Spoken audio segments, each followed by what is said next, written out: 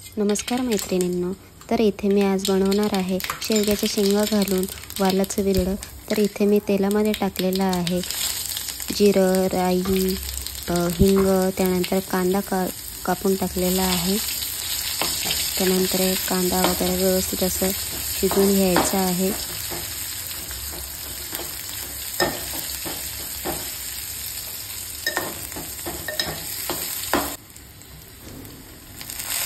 त्यानंतर त्यामध्ये आपण टाकणार आहोत कढीपत्ता, टोमॅटो, हे सुद्धा व्यवस्थित असं शिजवून घ्यायचं आहे।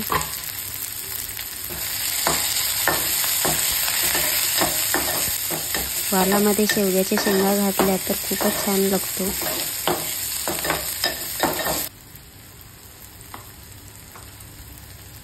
त्यानंतर त्यामध्ये आपण टाकणार आहोत चवीनुसार मीठ, त्यानंतर हळद, त्यानंतर घरचा मसाला, त्यानंतर त्यामध्ये टाकणार आहोत काश्मीरी लाल मिरची पावडर,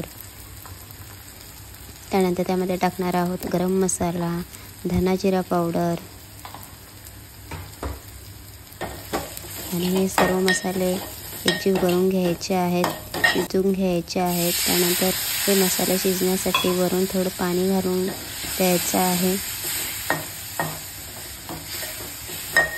हे मसाले व्यवस्थित असं परतवून घ्यायचे आहेत, शिजवून घ्यायचे आहेत। त्यानंतर आपण त्यामध्ये टाकणार आहोत शेवग्याच्या शेंगा, आणि त्यामध्ये टाकणार आहोत सोलून घेतलेलं बिरडं। त्यानंतर हे व्यवस्थित असं मिक्स करून घ्यायचं आहे।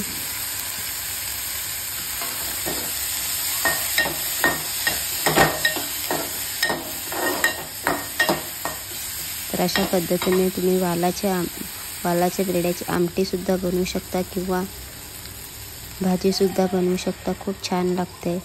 त्यानंतर हे व्यवस्थित असं परतवून झाल्यानंतर त्यामध्ये आपण पाणी ॲड करणार आहोत, आणि उकळी आल्यानंतर त्यावर झाकण ठेवून 15 ते 20 मिनिटांसाठी झाकणावर पाणी टाकून ठेवणार आहोत।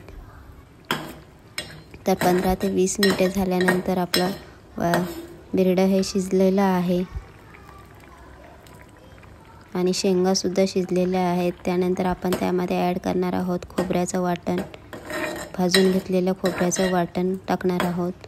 तर अशा पद्धतीने कोथिंबीर घालून आपले वालाच्या बिरड्याची आमटी रेडी झालेली आहे। बाय।